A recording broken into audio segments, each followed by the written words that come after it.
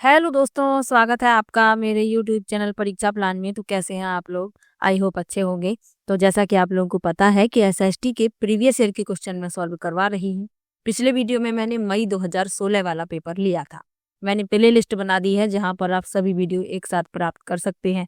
इसके अलावा ईवीएस के ऑफलाइन वाले सभी प्रीवियस ईयर के क्वेश्चन मैं सॉल्व करवा चुकी हूँ।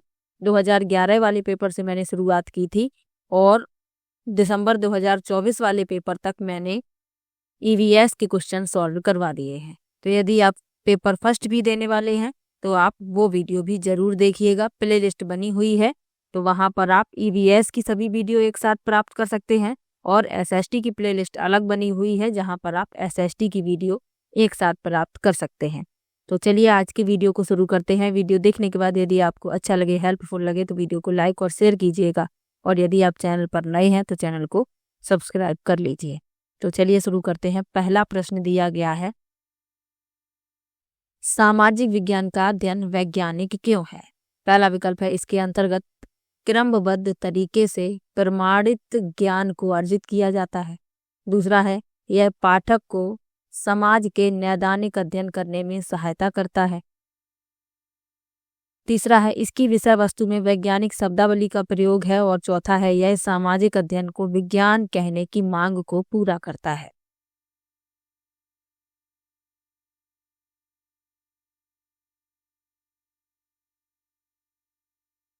तो इस प्रश्न में आपका पहला विकल्प सही हो जाएगा। इसके अंतर्गत क्रमबद्ध तरीके से प्रमाणित ज्ञान को अर्जित किया जाता है। सामाजिक विज्ञान के अध्ययन अच्छी तरह से योजनाबद्ध और व्यवस्थित हैं और इसके विभिन्न घटकों के विशेष ज्ञान पर आधारित हैं। तो पहला विकल्प इसमें उत्तर हो जाएगा। इसके अलावा और क्या क्या आपको याद रखना है? सामाजिक विज्ञान मानव समाज के विभिन्न पहलुओं और समाज में लोगों के बीच पारस्परिक संबंधों से संबंधित है। ऐसा इसलिए होता है क्योंकि सामाजिक विज्ञान समाज और सामाजिक मुद्दों जैसे शादी, जाति, परिवार आदि से निपटते हैं। तो ये भी आपको साथ में याद रखना है।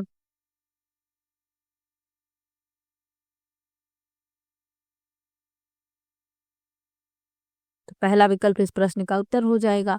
चलिए आगे बढ़ते हैं। लिखा है आप एक वर्ष में नियोजित, अल्प नियोजित और अनियोजित ग्रामीण श्रमिकों द्वारा बिताए गए समय के समानुपात को चित्रित करना चाहते हैं। निम्नलिखित में से कौन सा आरेखीय चित्रण को चुनेंगे? पहला है दंड आरेख, दूसरा है चक्र आरेख, चक्र आरेख का मतलब है पाई आरेख, तीसरा है समय रेखा आरेख और चौथा है प्रवाह आरेख। तो इस प्रश्न में आपका दूसरा विकल्प सही हो जाएगा, चक्र आरेख या पाई आरेख। दूसरा विकल्प इस प्रश्न का उत्तर है। एक पाई आरेख एक वृत्त है जिसका क्षेत्र केंद्र से परिधि तक खींची गई सीधी रेखाओं द्वारा विभिन्न घटकों के बीच आनुपातिक रूप से विभाजित होता है। तो दूसरा विकल्प इस प्रश्न का उत्तर हो जाएगा।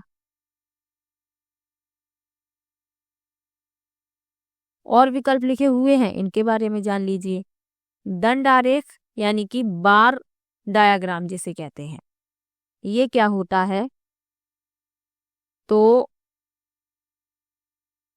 दंड आरेख में समान रूप से स्थानित आयताकार सलाखों का एक समूह होता है जो दिए गए सांख्यिकी डेटा के प्रत्येक श्रेणी के लिए होता है। और समय रेखा आरेख क्या है? टाइम लाइन डायग्राम इसे कहते हैं। तो समय रेखा आरेख चित्र सांख्यिकीय आंकड़ों को प्रस्तुत करने के सबसे सामान्य तरीके हैं।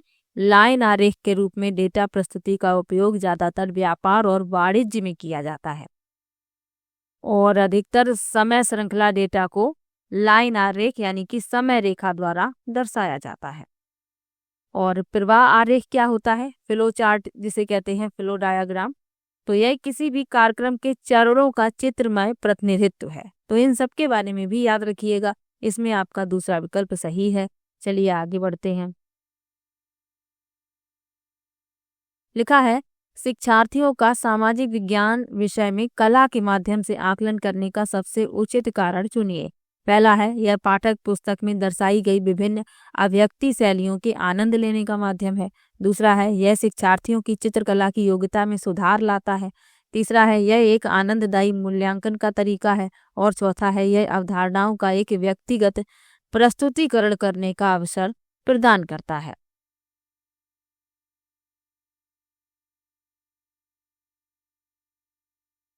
तो प्रश्न में कहा गया है कि शिक्षार्थियों का सामाजिक विज्ञान विषय में कला के माध्यम से आकलन करने का सबसे उचित कारण चुनिए। तो कला पाठ्यक्रम के लेन देन के दौरान रचनात्मकता और अवधारणाओं की व्यक्तिगत व्याख्या और कल्पना को व्यक्त करने के अवसर प्रदान करती है। अब इसमें जो विकल्प सही है वह होगा चौथा, यह अवधारणाओं का एक व्यक्तिगत प्रस्तुतिकरण करने का अवसर प्रदान करती है। चौथा विकल्प इस प्रश्न का उत्तर हो जाएगा।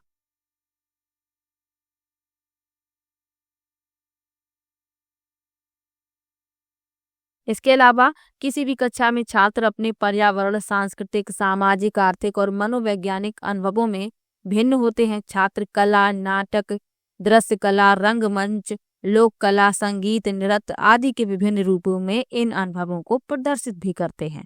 तो साथ में ये भी याद रखिएगा। चलिए आगे बढ़ते हैं। लिखा है निम्नलिखित में भूमंडलीय तापन पर हुई परियोजनाओं में से कौन सा द्वितीयक स्रोत पर आधारित है। पहला है भूमंडलीय तापन पर चित्रों का कोलाज बनाना। दूसरा है एक क्षेत्र में रह रहे वरिष्ठ नागरिकों से मौसम में होने वाले परिवर्तनों का साक्षात्कार। तीसरा है मौसम वैज्ञानिक के कार्यालय द्वारा एकत्रित मौसम के अविश्लेषित आंकड़ों पर आधारित आरेखी निरूपण। और चौथा है एक पुस्तक में उल्लिखित मौसम में हुए परिवर्तनों पर आधारित चर्चा करना।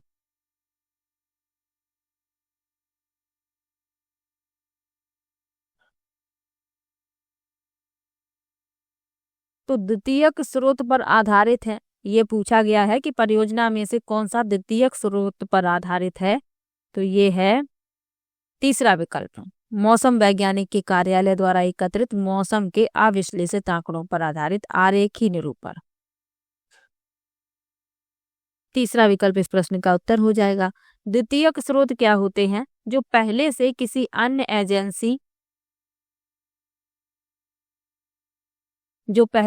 अन्य एजेंसी और जिन्हें पहले ही संशोधित किया जा चुका है, तो ये द्वितीयक स्रोत कहलाते हैं। मैंने आपको इसके पहले भी बताया है। और प्राथमिक स्रोत क्या होते हैं? प्राथमिक स्रोत का मतलब होता है मूल डेटा, जिसे विशेष रूप से उद्देश्य के लिए एकत्र किया जाता है।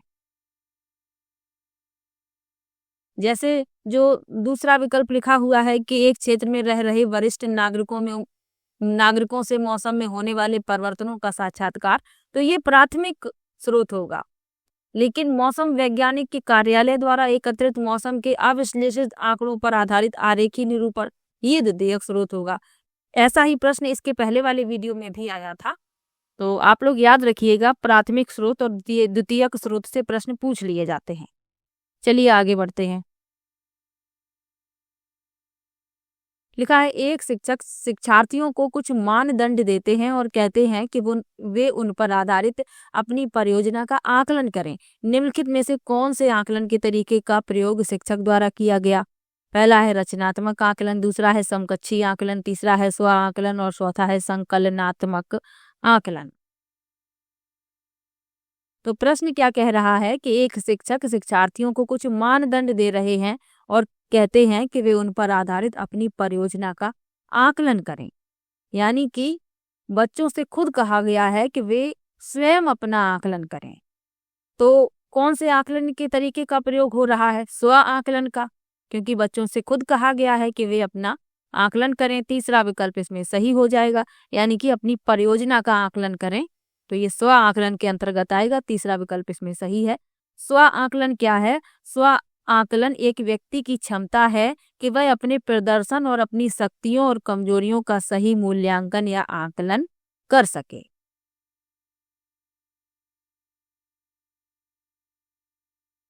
चलिए आगे बढ़ते हैं। लिखा है नागरिक शास्त्र की नामावली में राष्ट्रीय पाठ्यचर्या की रूपरेखा यानी एनसीएफ 2005 ने बदलाव का क्या सुझाव दिया? पहला विकल्प है भूगोल, दूसरा है इतिहास, तीसरा है सामाजिक और राजनीतिक जीवन और चौथा है अर्थशास्त्र।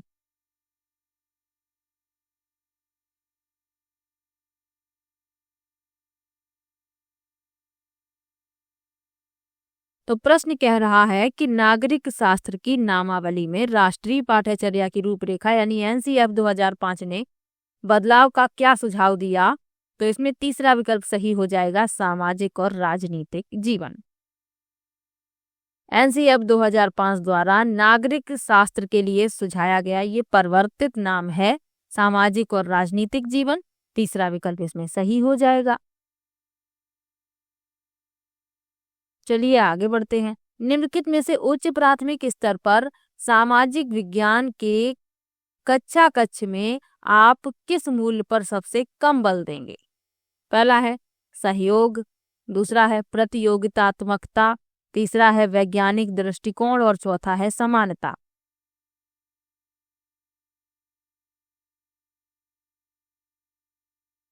तो उच्च प्राथमिक स्तर की कक्षा है और आपको सबसे कम मूल्य यानी किस मूल्य पर आप सबसे कम बल देंगे ये कहा गया है।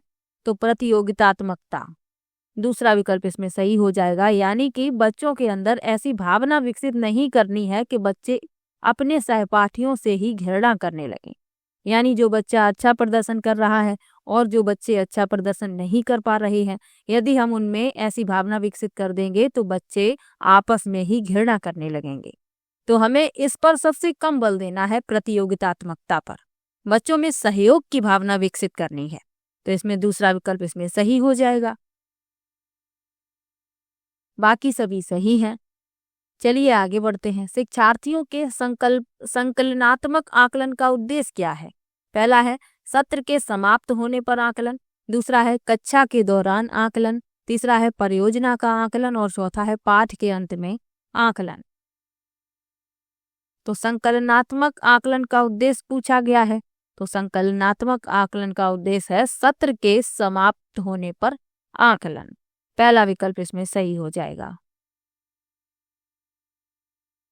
अगला प्रश्न है, मान लीजिए एक शिक्षक को कक्षा 7 में पाठ ठंडा रेगिस्तान यानी लद्दाख पढ़ाना है। निम्नलिखित में से कौन सी विधि सबसे अधिक उचित होगी?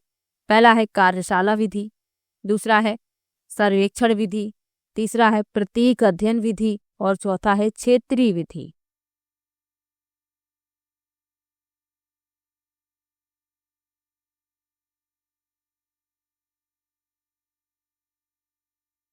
तो शिक्षक को पढ़ाना है ठंडा रेगिस्तान लद्दाख, तो सबसे उचित विधि पूछी गई है, तो वह है प्रतीक अध्ययन विधि यानी कि केस स्टडी मेथड। ये मुख्य रूप से वर्णनात्मक अध्ययन है। वे आमतौर पर एक घटना के एक या दो उदाहरणों का उपयोग यह दिखाने के लिए करते हैं कि स्थिति कैसी है। यानी कि जब प्रतीक अध्ययन विधि का प्रयोग किया जाता है तो आमतौर पर एक घटना के एक या दो उदाहरणों का उपयोग किया जाता है, यह दिखाने के लिए कि स्थिति कैसी है।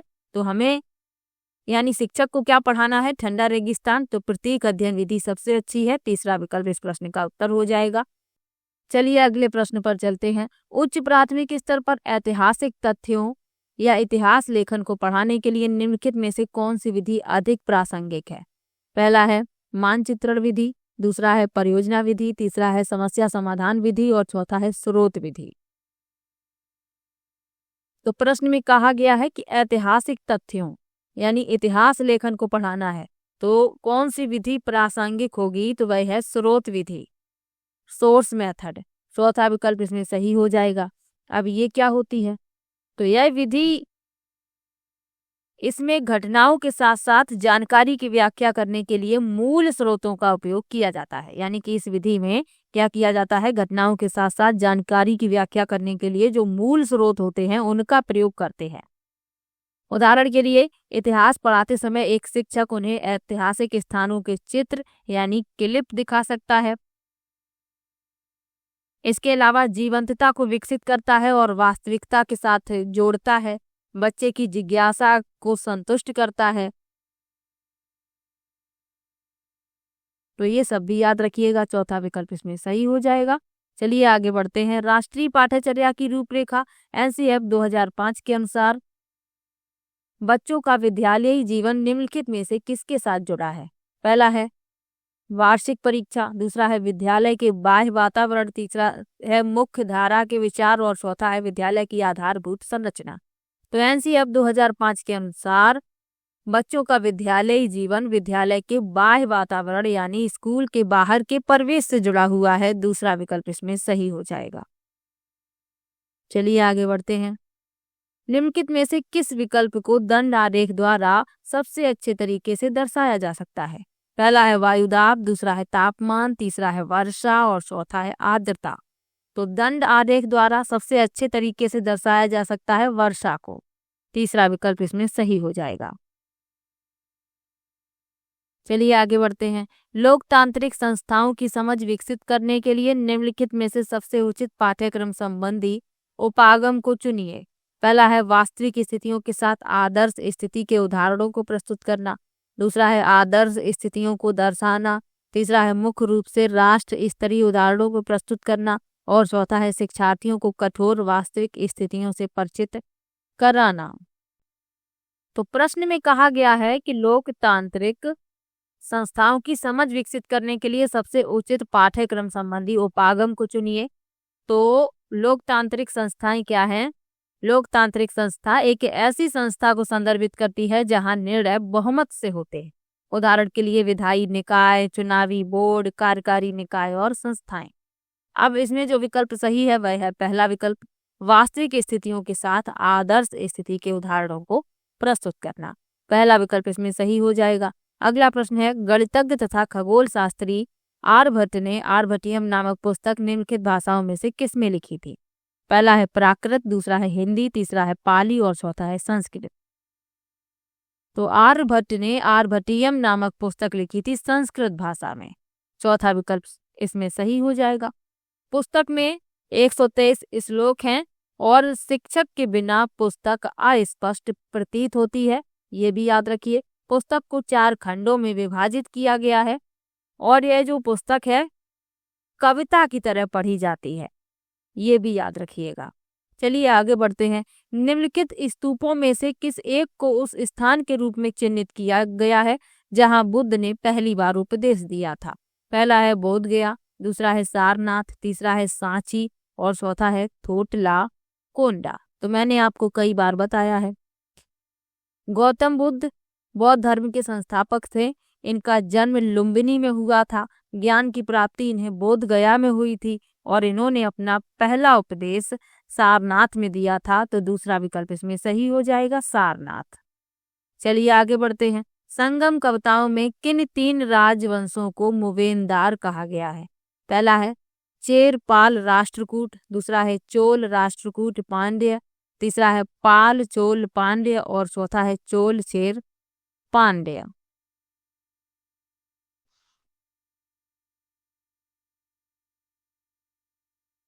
तो 3 राजवंशों को मूवेनदार कहा गया है, चोल, चेर और पांड्य।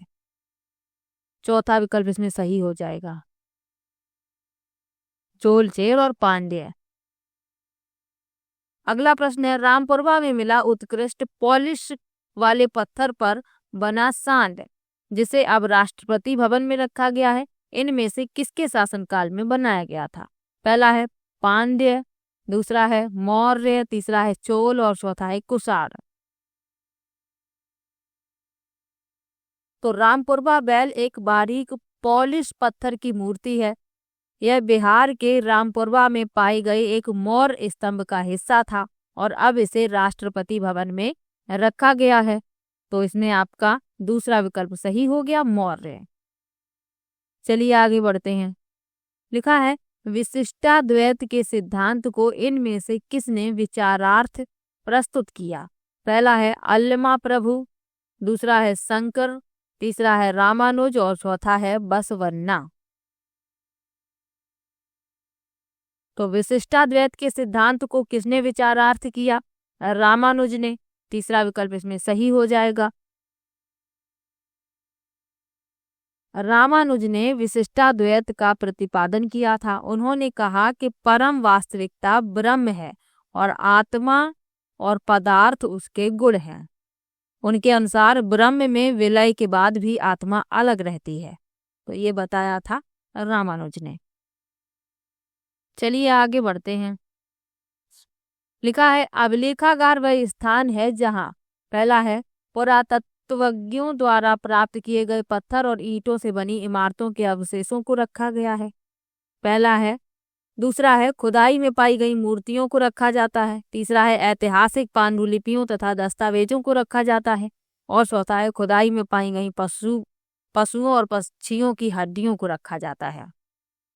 तो अभिलेखागार एक ऐसा स्थान है जहां लोग पत्रों, रिपोर्टों, लेखों, फोटोग्राफ और अन्य प्राथमिक स्रोतों से प्रत्यक्ष तथ्य, आंकड़े और साक्ष्य एकत्र करने के लिए जा सकते हैं। तो इसमें आपका जो विकल्प सही है वह तीसरा विकल्प है कि ऐतिहासिक पांडुलिपियों और दस्तावेजों को रखा जाता है अभिलेखागार में। चलिए आगे बढ़ते हैं। 12वीं शताब्दी के मध्य कर्नाटक में प्रारंभ हुए वीर शैव आंदोलन के संदर्भ में निम्नलिखित कथनों में से कौन सा सही है? पहला है, इसने जाति और नारी के प्रति व्यवहार के बारे में ब्राह्मणवादी विचारधारा के विरुद्ध तर्क दिया। दूसरा है, यह नामदेव और उनके साथियों द्वारा शुरू किया गया। तीसरा है, इसने विट्ठल की पूजा पर बल दिया। और चौथा है, यह सभी प्रकार के कर्मकांड का विरोधी था परंतु मूर्ति पूजा को बढ़ावा दिया। तो 12वीं शताब्दी के मध्य कर्नाटक में प्रारंभ हुए वीर शैव आंदोलन के संदर्भ में जो कथन सही है वह है पहला विकल्प। इसने जाति और नारी के प्रति व्यवहार के बारे में ब्राह्मणवादी विचारधारा के विरुद्ध तर्क दिया और ये सभी प्रकार के कर्मकांड और मूर्ति पूजा के भी खिलाफ था, ये भी याद रखिएगा। चलिए आगे बढ़ते हैं। लिखा है, दिल्ली की आरंभिक सल्तनत के समय बंदीगाह के बारे में निम्नलिखित दो कथनों ए और बी पर विचार कीजिए तथा सही उत्तर का चयन कीजिए। बंदीगाह विशेष गुलाम थे जिन्हें सैनिक सेवा के लिए खरीदा जाता था और उन्हें राज्य के बहुत ही महत्वपूर्ण राजनीतिक पदों पर काम करने के लिए बड़ी सावधानी से प्रशिक्षित किया जाता था। बी लिखा है, बंदीगाह पूरी तरह से अपने मालिकों पर निर्भर होते थे, इसलिए सुल्तान उन पर विश्वास नहीं कर सकते थे और ना उन पर निर्भर हो सकते थे। अब इसमें बताना है कौन सा सही है।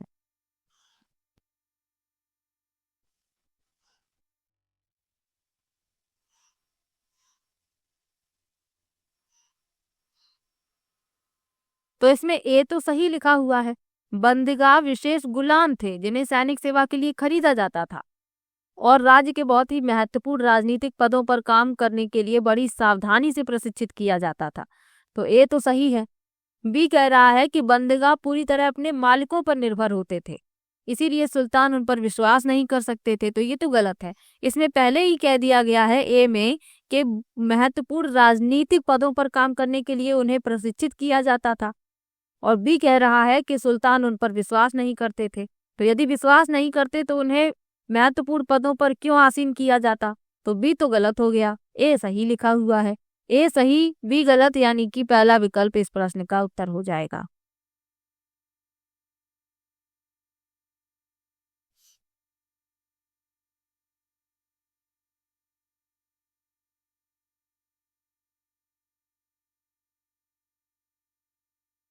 चलिए आगे बढ़ते हैं।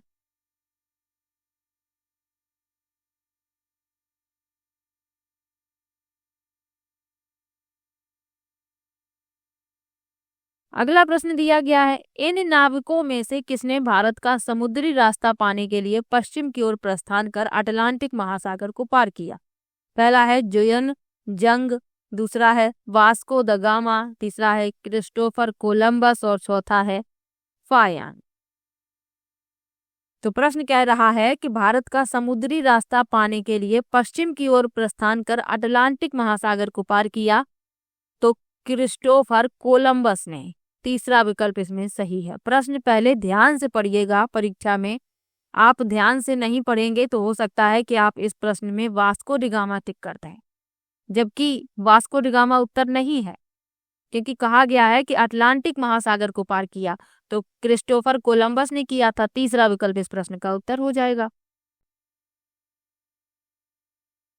वास्को डी गामा के बारे में भी याद रखिएगा कि वास्को डी गामा 20 मई 1498 को लिस्बन पुर्तगाल से रवाना होने के 2 साल बाद केरल के कोझिकोड यानी कि कालीकट में भारत के पश्चिमी समुद्र तट पर पहुंचा।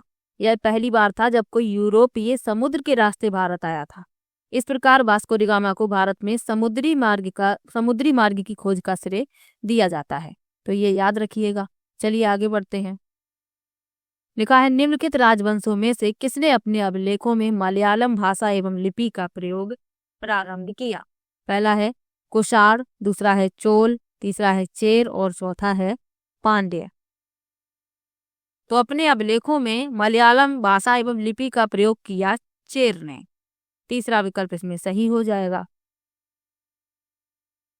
चेरों ने मालाबार तट पर शासन किया, जिन्हें केरल पुत्र के नाम से भी जाना जाता था, तो ये भी साथ में याद रखिएगा। चलिए आगे बढ़ते हैं। 1906 में हुए सोंग्राम संगमा के विद्रोह का कारण था। पहला है नील बागान मालिकों के विरुद्ध चंपारण में किसानों ने विद्रोह किया। दूसरा है अंग्रेजों द्वारा निर्धारित व्यापार की असमान शर्तों के विरुद्ध बंगाल में मुस्लिम व्यापारियों का उठ खड़ा होना।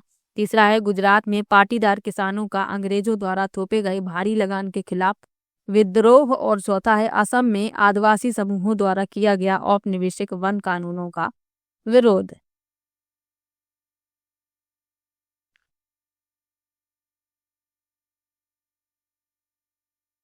तो सोंग्राम संगमा का विद्रोह उन प्रमुख विद्रोहों में से एक था जो वर्ष 1906 में असम में अंग्रेजों के खिलाफ हुए थे। यह विद्रोह अंग्रेजों के शोषण के कारण हुआ, जिसने जनजातियों को उन वन अधिकारों से वंचित कर दिया जिनकी जनजातियों को आदत थी।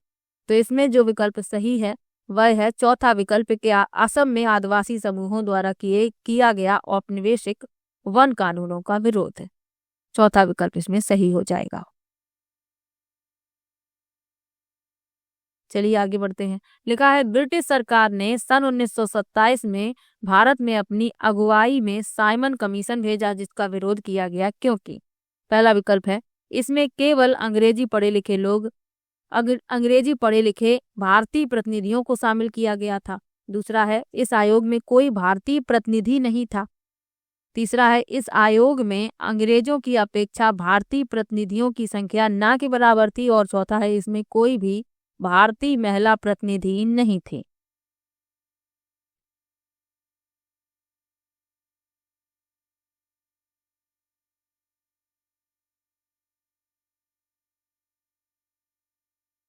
तो ब्रिटिश सरकार ने सन 1927 में भारत में अपनी अगुवाई में साइमन कमीशन भेजा, जिसका विरोध किया गया।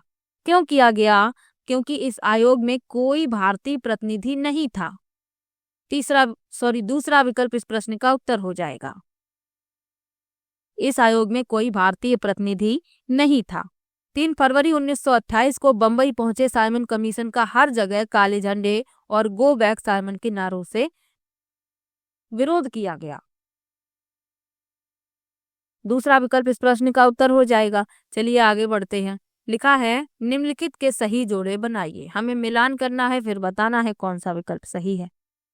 ब्रह्मो समाज, तो ब्रह्मो समाज को मिला देंगे केशव चंद्र सेन चौथे से। युवा बंगाल आंदोलन, इसे मिला देंगे तीसरे से हेनरी लुइस विवियन डिरोजियो। उसके बाद लिखा है रामकृष्ण मिशन, इसे मिला देंगे पहले से स्वामी विवेकानंद। और अलीगढ़ आंदोलन सैयद अहमद खां। तो इसमें आपका जो विकल्प सही है ए का चौथा, बी का तीसरा, सी का पहला और डी का दूसरा, यानी कि दूसरा विकल्प इस प्रश्न का उत्तर हो जाएगा। अगला प्रश्न है वयोवृद्ध गांधी नेता पोट्टी श्री रामुलु निम्नलिखित राज्यों में से किसके बनाने के लिए सन 1952 में भूख हड़ताल पर बैठे? पहला विकल्प है तेलंगाना, दूसरा है तमिलनाडु, तीसरा है केरल और चौथा है आंध्र प्रदेश। तो वयोवृद्ध गांधी नेता पोट्टी श्री रामुलु आंध्र प्रदेश को राज्य बनाने के लिए सन 1952 में भूख हड़ताल पर बैठे थे। चौथा विकल्प इस प्रश्न का उत्तर हो जाएगा। भाषा के आधार पर गठित होने वाला आंध्र प्रदेश पहला राज्य है, तो ये भी याद रखिएगा। चलिए आगे बढ़ते हैं। लिखा है वहादत ए दीन अर्थात सभी धर्मों की बुनियादी एकता के हिमायती इनमें से कौन थे? पहला है बाजी मोहम्मद, दूसरा है मोहम्मद अली जिन्ना, तीसरा है मौलाना आजाद और चौथा है सैयद अहमद खान। तो प्रश्न कह रहा है कि वहादत ए दीन अर्थात सभी धर्मों की बुनियादी एकता के हिमायती थे मौलाना आजाद। तीसरा विकल्प इसमें सही हो जाएगा। चलिए आगे बढ़ते हैं। भारत के लगभग मध्य भाग से होकर गुजरने वाला प्रमुख अक्षांश है। पहला है आर्कटिक वृत्त, दूसरा है भूमध्य रेखा, तीसरा है मकर रेखा और चौथा है कर्क रेखा। तो भारत के लगभग मध्य भाग से होकर गुजरने वाला अक्षांश है कर्क वृत्त या कर्क रेखा। चौथा विकल्प इसमें सही हो जाएगा। कर्क रेखा भारत के 8 राज्यों से होकर गुजरती है। कौन कौन से हैं राज्य? गुजरात, राजस्थान, मध्य प्रदेश, छत्तीसगढ़, झारखंड, पश्चिम बंगाल, त्रिपुरा और मिजोरम। चलिए आगे बढ़ते हैं।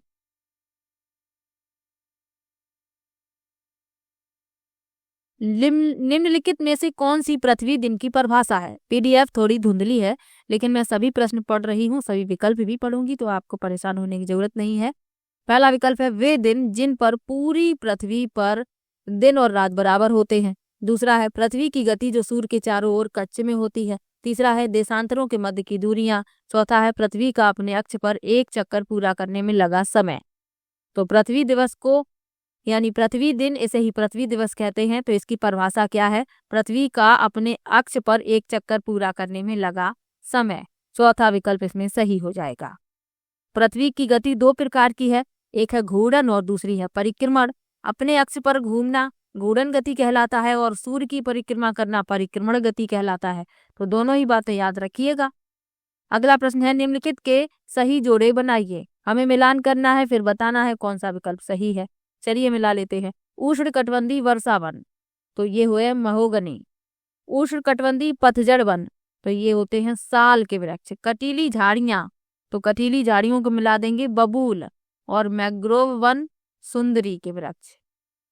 तो ए का तीसरा, बी का चौथा, सी का दूसरा और डी का पहला, यानी कि दूसरा विकल्प इसमें आपका सही हो जाएगा।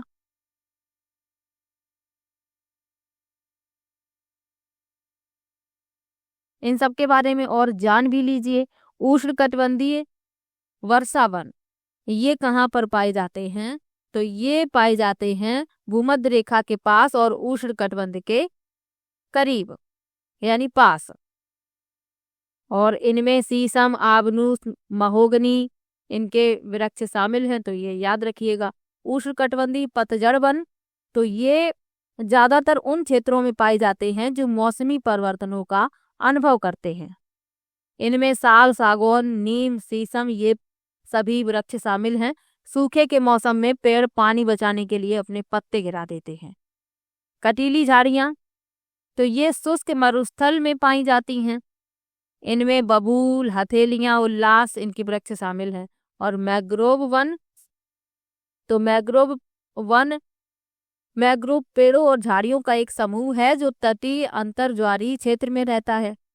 गंगा के डेल्टा के मैंग्रोव वनों को सुंदरवन कहा जाता है और इसमें सुंदरी, गारन आदि वृक्ष पाए जाते हैं। तो इन सब के बारे में भी जानकारी आवश्यक थी। चलिए अब आगे बढ़ते हैं। लिखा है मैत्री और दक्षिण गंगोत्री नामक भारत के शोध संस्थान निम्नलिखित महाद्वीपों में से कहाँ स्थित है? पहला है यूरोप, दूसरा है ऑस्ट्रेलिया, तीसरा है अफ्रीका और चौथा है अंटार्कटिका।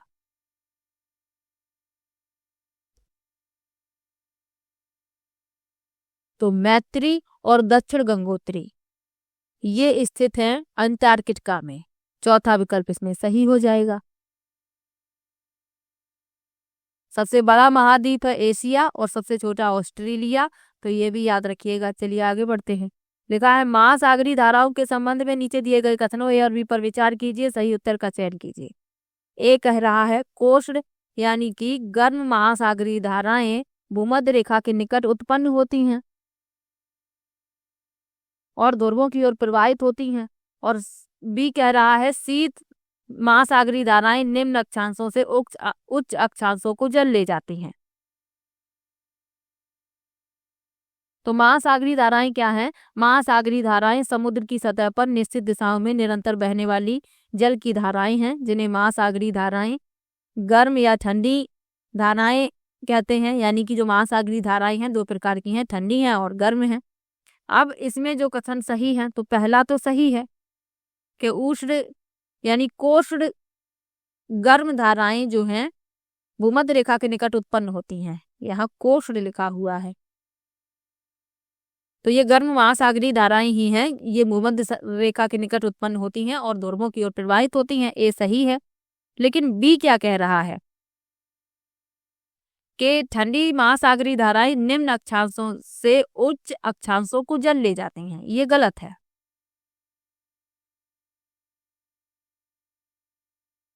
क्योंकि जो ठंडी धाराएं होती हैं ये ध्रुवीय या उच्च अक्षांशों से उष्णकटिबंधीय या निचले अक्षांशों तक जल ले जाती हैं। तो इसमें बी गलत है। तो ए सही बी गलत, दूसरा विकल्प इस प्रश्न का उत्तर हो जाएगा। चलिए आगे बढ़ते हैं। ऋतु प्रवास से अभिप्राय है। पहला है फसल की कटाई की अवधि के दौरान श्रम शक्ति का नगर से गांव की ओर प्रवसन। दूसरा है लोगों की अपनी जीविका के लिए ऋतुवत गतिशीलता। तीसरा है नए चरागाहों की खोज में अपने पशुधन के साथ लोगों की ऋतुवत गतिशीलता। और चौथा है वन्य प्राणियों की ऋतुवत गतिशीलता।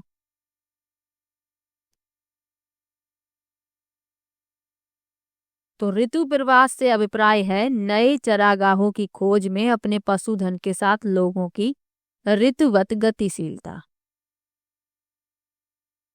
तो ऋतु प्रवास एक प्रकार का पशुचारण या खाना बदोश है जो निश्चित ग्रीष्मकाल और शीतकाल के चरागाहों के बीच पशुधन की मौसमी स्थानांतरण है।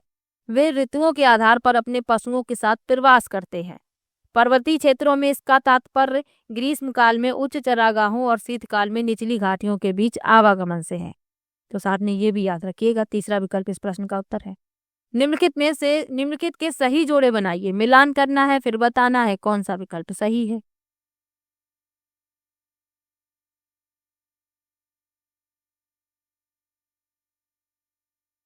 पहला लिखा है अंतर्भेदी आग्नेय शैलें, तो ये होती हैं ग्रेनाइट। बहिर्वेदी आग्नेय शैलें, तो ये होती हैं बेसाल्ट। अवसादी शैलें बलुआ पत्थर। कायांतरित शैलें चूना पत्थर।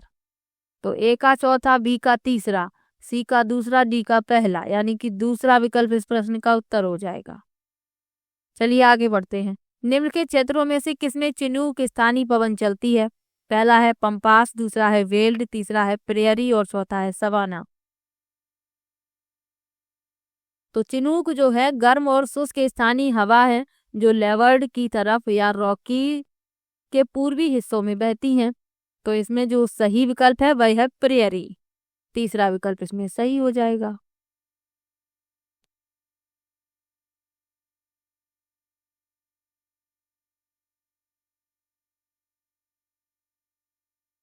और प्रेयरी क्या है? तो प्रेयरी मध्य तापमान, मध्यम वर्षा और कुछ पेड़ों के साथ चरागाह के विशाल खंड है। चलिए अब आगे बढ़ते हैं। लिखा है वायुमंडलीय परतों में से कौन सी परत रेडियो प्रसारण में सहायता करती है? पहला है बाह्य मंडल, दूसरा है समताप मंडल, तीसरा है क्षोभ मंडल और चौथा है मध्य मंडल।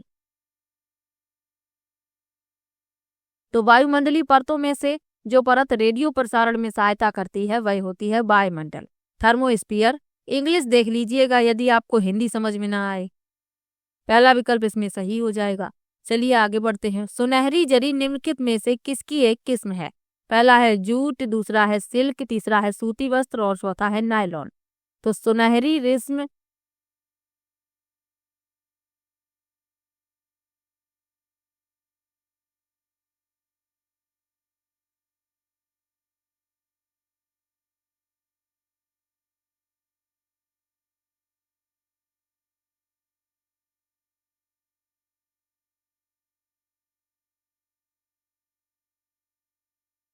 और विकल्प लिखे हुए हैं, इनके बारे में जान लीजिए। समताप मंडल में ओजोन परत पाई जाती है और हवाई जहाज उड़ाने के लिए आदर्श परत है समताप मंडल। क्षोभ मंडल में मौसम संबंधी घटनाएं संपन्न होती हैं और मध्य मंडल में उल्कापिंड जल जाते हैं। तो ये सब भी याद रखिएगा।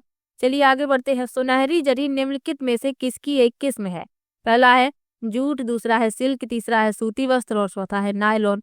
तो सुनहरी जरी किस्म है जूट की, पहला विकल्प इसमें सही हो जाएगा। चलिए आगे बढ़ते हैं। जनसंख्या घनत्व से क्या अभिप्राय है? पहला है भूपृष्ठ पर लोगों के फैलने का स्वरूप, दूसरा है पृथ्वी के पृष्ठ के एक इकाई क्षेत्र में रहने वाले लोगों की संख्या, तीसरा है किसी क्षेत्र विशेष में रहने वाले लोगों की संख्या और चौथा है एक निश्चित अवधि के दौरान लोगों की संख्या। तो जनसंख्या घनत्व से अभिप्राय है पृथ्वी के पृष्ठ के एक इकाई क्षेत्र में रहने वाले लोगों की संख्या। दूसरा विकल्प इसमें सही हो जाएगा। चलिए आगे बढ़ते हैं। लिखा है पृथ्वी की सतह के निकट स्थित खनिजों को बाहर निकालने के लिए निम्नलिखित में से किस विधि का प्रयोग किया जाता है? पहला है कूपकी खनन, दूसरा है विवृत खनन, तीसरा है आखनन और चौथा है कूपक। तो प्रश्न कह रहा है कि पृथ्वी की सतह के निकट खनिजों को बाहर निकालने की प्रक्रिया में किस विधि का प्रयोग किया जाता है? तो आखनन का। तीसरा विकल्प इसमें सही हो जाएगा।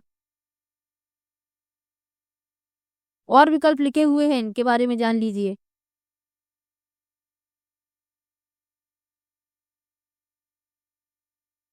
कूपकी खनन क्या है?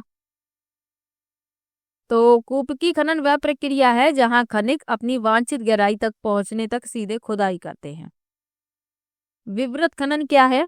तो यह वह प्रक्रिया है जिसके तहत खनिजों का खनन किया जाता है, यानी कि जो पृथ्वी के थोड़ी ही गहराई पर स्थित होते हैं। और कूपक क्या है? तो यह काटने की प्रक्रिया है जो ठोस सामग्री या जमीन में गोलाकार क्रॉस सेक्शन के छेद को काटने के लिए ड्रिल बिट का उपयोग करती है। तो इन सब के बारे में भी याद रखिएगा। चलिए आगे बढ़ते हैं। उद्योग के निम्नलिखित प्रकारों में से टोकरी बुनाई किसका एक उदाहरण है? पहला है बृहत आकार, दूसरा है सहकारी क्षेत्र, तीसरा है लघु आकार और चौथा है संयुक्त क्षेत्र। तो टोकरी बुनना ये लघु आकार का यानी छोटे पैमाने का उदाहरण है। उद्योग में जो छोटे पैमाने के उद्योग होते हैं उसका उदाहरण है। तीसरा विकल्प इसमें सही हो जाएगा। चलिए आगे बढ़ते हैं। तानाशाही के संदर्भ में निम्नलिखित कथनों में से कौन सा गलत है? पहला है तानाशाह द्वारा लिए गए निर्णयों पर तानाशाह को स्पष्टीकरण देने की आवश्यकता नहीं होती। दूसरा है तानाशाही में तानाशाह द्वारा लिए गए निर्णयों पर लोग प्रश्न उठा सकते हैं। तीसरा है तानाशाही में तानाशाह द्वारा लिए गए निर्णयों पर लोग प्रश्न नहीं कर सकते। और चौथा है अंतिम निर्णय लेने की शक्ति तानाशाह में निहित होती है। तो तानाशाह के संदर्भ में जो गलत है वह बताना है।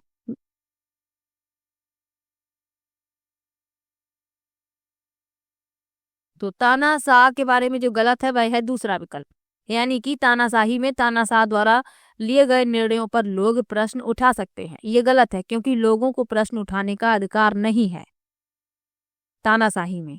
तो दूसरा विकल्प इस प्रश्न का उत्तर हो जाएगा क्योंकि गलत पूछा गया था। अगला प्रश्न है कृष्ण राज सागर बांध निम्नलिखित नदियों में से किस नदी पर बनाया गया है? पहला है कावेरी, दूसरा है महानदी, तीसरा है गोदावरी और चौथा है कृष्णा। तो कृष्ण राज सागर बांध कावेरी नदी पर बनाया गया है। पहला विकल्प इसमें सही हो जाएगा। चलिए आगे बढ़ते हैं।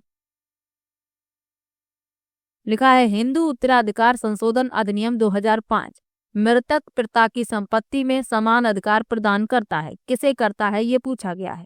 पहला लिखा है पत्नी, पुत्री, पुत्रियों तथा बहन बहनों, दूसरा है पुत्री पुत्रियों, पुत्र पुत्रों तथा भाई भाइयों, तीसरा है पत्नी, पुत्र पुत्रों तथा पुत्री पुत्रियों को, और चौथा है पत्नी, पुत्र पुत्रों तथा भाई भाइयों को। तो इसमें आपका तीसरा विकल्प सही हो जाएगा। जो हिंदू उत्तराधिकार संशोधन अधिनियम है यह पिता की संपत्ति में समान अधिकार प्रदान करता है पत्नी को, और जो पुत्र होते हैं उन्हें, और पुत्रियों को। तो तीसरा विकल्प इसमें सही हो जाएगा। चलिए आगे बढ़ते हैं। भारतीय राष्ट्र राज्य का वर्णन करने के लिए विविधता में एकता मुहावरा इन राष्ट्रीय नेताओं में से किसने दिया? पहला है बाल गंगाधर तिलक, दूसरा विकल्प है महात्मा गांधी, तीसरा विकल्प है सरदार वल्लभ भाई पटेल और चौथा है पंडित जवाहरलाल नेहरू। तो ये जो मुहावरा है ये दिया है पंडित जवाहरलाल नेहरू ने। चौथा विकल्प इसमें सही हो जाएगा। अगला प्रश्न है जनपद पंचायत के कार्यों के विषय में निम्नलिखित दो कथनों ए और बी पर विचार कीजिए, सही उत्तर का चयन कीजिए। पहला लिखा है जनपद पंचायत जिला स्तर पर विकास योजनाएं निर्धारित करती है। दूसरा है जनपद पंचायत ग्राम पंचायतों के मध्य धन वितरण नियमित करने में जिला परिषद की सहायता करती है। तो जनपद पंचायत क्या होती है? जनपद पंचायत का अर्थ है तालुका स्तर पर स्थानीय स्वशासी निकाय, और प्रत्येक जिले में कई तालुका होते हैं। इसे पंचायत समिति भी कहते हैं। अब इस प्रश्न में जो विकल्प सही है वह है पहला विकल्प। ए और बी इसमें दोनों ही गलत लिखे हुए हैं, तो पहला विकल्प इस प्रश्न का उत्तर हो जाएगा। अगला प्रश्न दिया गया है, सूचना का अधिकार अधिनियम पर निम्नलिखित दो कथनों ए और बी पर विचार कीजिए तथा सही उत्तर का चयन कीजिए। सूचना का अधिकार अधिनियम के माध्यम से कोई भी नागरिक केवल केंद्रीय सरकार के विभागों की कार्यप्रणाली के संदर्भ में सूचना प्राप्त कर सकता है। बी है, सूचना का अधिकार अधिनियम के अंतर्गत सूचना प्राप्त करने के लिए नागरिक को किसी स्तर के किसी न्यायालय में पहले याचिका दाखिल करनी पड़ती है।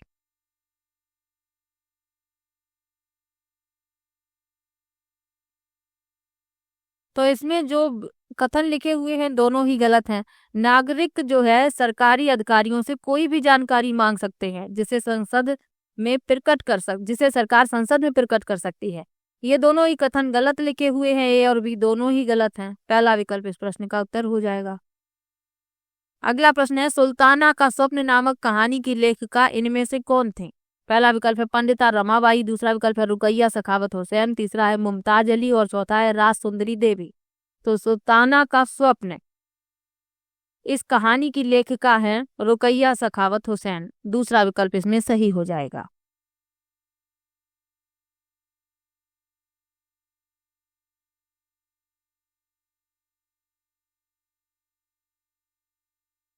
अगला प्रश्न दिया गया है, गुलामगिरी नामक पुस्तक इनमें से किसने लिखी? पहला विकल्प है डॉक्टर बी.आर. अम्बेडकर, दूसरा विकल्प है ई.वी. रामास्वामी पेरियार, तीसरा विकल्प है ज्योतिराव फूले और चौथा है श्री नारायण गुरु। तो मैंने आपको कई बार बताया है, गुलामगिरी जो पुस्तक है इसके लेखक हैं ज्योतिराव फूले। तीसरा विकल्प इसमें सही हो जाएगा। चलिए आगे बढ़ते हैं। भारतीय न्यायिक व्यवस्था के अंतर्गत भारतीय न्यायिक व्यवस्था के संदर्भ में अपील की व्यवस्था का अर्थ है। पहला है, कोई भी अपने मामले पर बिना किसी कानूनी डिग्री के न्यायालय में बहस कर सकता है। दूसरा है, विधायिका, कार्यपालिका और न्यायपालिका के बीच शक्तियों का बंटवारा। तीसरा है, ऊपरी अदालतों के फैसले निचली अदालतों को मान्य होते हैं। और चौथा है, किसी व्यक्ति को अगर ऐसा लगता है कि निचली अदालत द्वारा दिया गया फैसला सही नहीं है तो वह उससे ऊपर की अदालत में अपील कर सकता है। तो न्यायिक व्यवस्था के संदर्भ में अपील की व्यवस्था का अर्थ पूछा गया है। तो किसी व्यक्ति को अगर ऐसा लगता है कि निचली अदालत द्वारा दिया गया फैसला सही नहीं है तो वह उससे ऊपर की अदालत में अपील कर सकता है। चौथा विकल्प इस प्रश्न का उत्तर हो जाएगा। अपीलीय न्यायालय न्यायिक प्रणाली का हिस्सा है जो उन अपीलों की सुनवाई के लिए जिम्मेदार है जिन्हें पहले से ही एक परीक्षण स्तर पर या अन्य निचली अदालत में सुना जा चुका है। तो ये भी याद रखिएगा। चलिए आगे बढ़ते हैं। सरकार के कार्यपालिका अंग से अभिप्राय है। पहला है, देश का प्रत्येक नागरिक जो सार्वभौमिक वयस्क मताधिकार का उपयोग करता है। दूसरा है, निर्वाचित प्रतिनिधि। तीसरा है, लोगों का समूह जो कानूनों को लागू करने और शासन चलाने के लिए उत्तरदायी है। और चौथा है, उच्चतम न्यायालय तथा उच्च न्यायालयों के न्यायाधीश। तो सरकार के कार्यपालिका अंग से अभिप्राय पूछा गया है तो लोगों का समूह जो कानूनों को लागू करने और शासन चलाने के लिए उत्तरदायी है। तीसरा विकल्प इसमें सही हो जाएगा। अगला प्रश्न है, संविधान का अनुच्छेद 22 सुनिश्चित करता है। पहला है, गिरफ्तारी के दौरान हिरासत में दुर्व्यवहार से बचने का अधिकार। दूसरा है, संवैधानिक उपचार का अधिकार। तीसरा है, शोषण के विरुद्ध अधिकार और चौथा है, शिक्षा का अधिकार। तो संविधान का अनुच्छेद 22 सुनिश्चित करता है गिरफ्तारी के दौरान हिरासत में दुर्व्यवहार से बचने का अधिकार। पहला विकल्प इसमें सही हो जाएगा। अगला प्रश्न है, लोकसभा में सत्ताधारी दल का मुखिया इनमें से कौन होता है? पहला है उपराष्ट्रपति, दूसरा है प्रधानमंत्री, दूसरा है राष्ट्रपति, तीसरा विकल्प है प्रधानमंत्री और चौथा है अध्यक्ष। तो लोकसभा में सत्ताधारी दल का मुखिया इनमें से होता है प्रधानमंत्री। तीसरा विकल्प इसमें सही हो जाएगा। लोकसभा निम्न सदन होता है और राज्यसभा उच्च सदन होता है, तो ये भी याद रखिएगा। चलिए आगे बढ़ते हैं। उच्च प्राथमिक स्तर पर सामाजिक विज्ञान के स्वरूप पर ABC कथनों पर विचार कीजिए। पहला है, यह अपने वातावरण में लोगों का अध्ययन है। दूसरा है, यह लोगों के संबंधों और उनकी अंतर्निर्भरता का अध्ययन है। तीसरा है, यह अतीत और वर्तमान के साथ संबंधों का अध्ययन है। तो जो सही है वह बताने हैं। तो उच्च प्राथमिक स्तर पर सामाजिक विज्ञान के स्वरूप पर जो ये तीनों कथन लिखे हुए हैं ये तीनों ही सही हैं। ABC। पहला विकल्प इस प्रश्न का उत्तर हो जाएगा। चलिए आगे बढ़ते हैं। उच्च प्राथमिक स्तर पर सामाजिक एवं राजनीतिक जीवन के पाठ्य पुस्तकों के निम्नलिखित विषयों में से किससे संबंधित विषय वस्तु सम्मिलित है? पहला है अंतरराष्ट्रीय संबंध, दूसरा है मनोविज्ञान, तीसरा है अर्थशास्त्र और चौथा है दर्शन शास्त्र। तो इस प्रश्न में आपका तीसरा विकल्प सही हो जाएगा, अर्थशास्त्र। चलिए आगे बढ़ते हैं। आप ऐतिहासिक कल्पना पर प्रश्न क्यों पूछेंगे? निम्नलिखित में से सबसे उचित विकल्प को चुनिए। पहला है यह तिथि और घटनाओं को याद रखने का रोचक तरीका है। दूसरा है यह दर्शाता है कि इतिहासकार इतिहास में अपनी कल्पना के साथ कैसे अंतरों को पूरा करता है।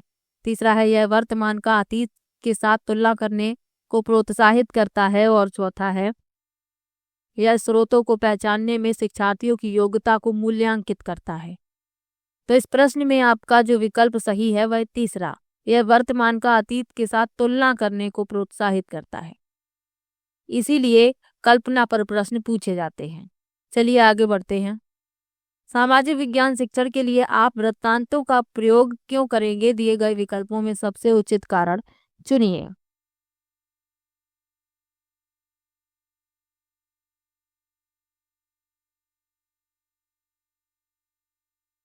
पहला है पाठ्यक्रम की पूर्णता को सुनिश्चित कर सकें। दूसरा है शिक्षार्थियों को संवेदनशील बना सकें जिससे वे उचित आदर्श का पता कर सकें। तीसरा है कक्षा को मनोरंजक एवं सजीव बना सकें। और चौथा है अवधारणाओं को सजीव वास्तविकताओं के साथ जोड़ सकें। तो आप सामाजिक विज्ञान शिक्षण के लिए आप वृत्तांतों का प्रयोग क्यों करेंगे? ताकि अवधारणाओं को सजीव वास्तविकताओं के साथ जोड़ सकें। चौथा विकल्प इसमें सही हो जाएगा। चलिए आगे बढ़ते हैं। राष्ट्रीय आधार समूह 2006 के अनुसार सामाजिक विज्ञान शिक्षण अपनी लोकप्रियता खो रहा है क्योंकि पहला है यह मानवीय मूल्यों में अंतर्विरोध की कई स्थितियां प्रस्तुत करता है। दूसरा है यह अत्यधिक वैज्ञानिक दृष्टिकोण पर बल देता है। तीसरा है यह एक अनुपयोगी विषय के रूप में जाना जाता है। और चौथा है यह कई विषयों के अध्ययन को प्रोत्साहित करता है। तो राष्ट्रीय आधार समूह 2006 के अनुसार सामाजिक विज्ञान का शिक्षण अपनी लोकप्रियता खो रहा है क्योंकि यह एक अनुपयोगी विषय के रूप में जाना जाता है। लोग ये सोचते हैं कि इसे पढ़ना आवश्यक नहीं है। बच्चों के दिमाग में ये बात बैठ जाती है कि सामाजिक विज्ञान को पढ़ने से कोई भी लाभ नहीं है, तो इसीलिए यह एक अनुपयोगी विषय के रूप में जाना जाने लगा है, इसीलिए इसकी लोकप्रियता कम होती जा रही है। तो तीसरा विकल्प इस प्रश्न का उत्तर हो जाएगा। अगला प्रश्न है निम्नलिखित में से कौन सा विकल्प विद्यालय आधारित आकलन का अनुपयुक्त वर्णन है? पहला है यह केवल सहगामी पक्षों को सम्मिलित करता है। दूसरा है यह शैक्षिक पक्षों को सम्मिलित करता है। तीसरा है यह गैर शैक्षिक पक्षों को सम्मिलित करता है। और चौथा है यह सभी पक्षों को सम्मिलित करता है। तो पूछा गया है कौन सा विद्यालय आधारित आकलन का अनुपयुक्त वर्णन है? तो यह केवल सहगामी पक्षों को सम्मिलित करता है। अनुपयुक्त वर्णन पूछा गया है, इसलिए पहला विकल्प उत्तर होगा। चलिए आगे बढ़ते हैं। आखिरी प्रश्न है एक शिक्षक का सामाजिक विज्ञान के विषय को संपादित करने की भूमिका पर निम्नलिखित ए और बी कथनों पर विचार कीजिए तथा सही उत्तर का चयन कीजिए। पहला लिखा है शिक्षक सभी शिक्षार्थियों की गरिमा को अवश्य सुनिश्चित करे और संवेदनशीलता के साथ चर्चा को शुरू करे। और बी कह रहा है शिक्षक लड़कों के साथ तथ्यों और लड़कियों की भावनाओं पर अवश्य बल दे। अब इसमें जो सही है वह बताना है। तो बी तो गलत हो गया, ए सही है। तो केवल ए सही है, दूसरा विकल्प इस प्रश्न का उत्तर हो जाएगा।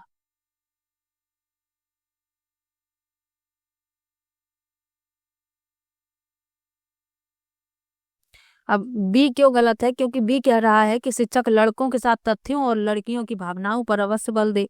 तो शिक्षक को सभी छात्रों की मर्यादा सुनिश्चित करनी है, भेदभाव तो करना ही नहीं है। तो बी इसमें गलत हो गया, ए सिर्फ सही है। तो ये पेपर था सितंबर 2016 वाला।